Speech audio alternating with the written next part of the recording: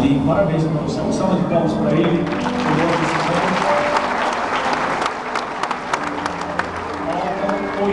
Faltam 8.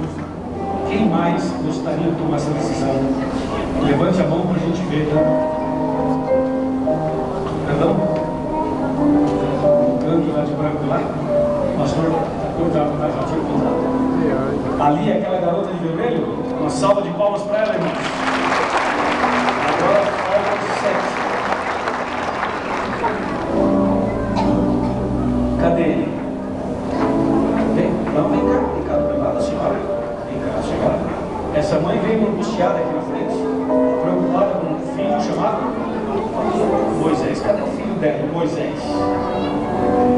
Moisés, onde está você, Moisés? Levanta a mão. O filho dela aqui. Será que ele já saiu?